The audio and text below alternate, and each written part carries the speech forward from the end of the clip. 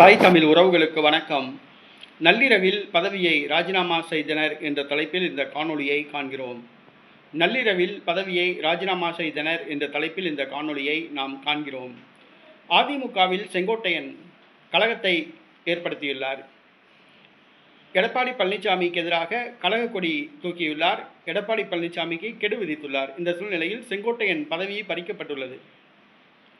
செங்கோட்டையன் பதவி பறிக்கப்பட்டதை பிரிந்து சென்ற கட்சியிலிருந்து நீக்கப்பட்ட அதிமுக தலைவர்களான சசிகலா, டிடிவி தினகரன், ஓபிஎஸ் ஆகியோர் கண்டித்துள்ளனர். இந்த சூழ்நிலையில் செங்கோட்டையனுக்கு ஆதரவாக நேற்றைய தினம் 100க்கும் அதிகமானோர் தங்களுடைய பதவியை இரவில் ராஜினாமா செய்துள்ளனர். இதில் 2 ஒன்றிய செயலாளர்கள், ஒரு நகர செயலாளர் உள்ளிட்டோர் அடக்கம். செங்கோட்டையனுக்கு ஆதரவாக 100க்கும் அதிகமானோர் கட்சி பதவிகளை ராஜினாமா செய்துள்ளனர். செங்கோட்டையனுடைய பதவியே பறிக்கப்பட்டுள்ளது. அப்படி இருக்கும் பொழுது எங்களுக்கும் பதவி தேவையில்லை என்று கூறி அவர்கள் நேற்று நள்ளிரவில் தங்களுடைய பதவியை ராஜினாமா செய்துள்ளனர். செங்கோட்டையனுக்கு ஆதரவாக எந்த ஒரு சட்டமன்ற உறுப்பினரும் பாராளுமன்ற உறுப்பினரும் அவர் பின்னால் செல்லவில்லை என்பது குறிப்பிடத்தக்கது. எந்த ஒரு உள்ளாட்சி பிரதிநிதிகளும் அவர் பின்னால் செல்லவில்லை.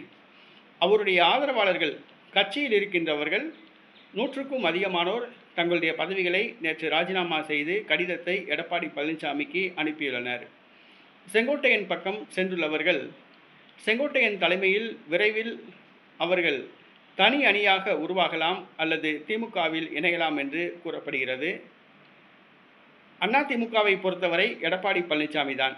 எடப்பாடி பழனிசாமி தான் அதிமுக, அதிமுக தான் எடப்பாடி பழனிசாமி. அப்படி இருக்கும் பொழுது செங்கோட்டையன் பின்னால் சென்றவர்களுடைய எதிர்காலம் எப்படி இருக்கும் என்பது யூகிக்க முடியவில்லை.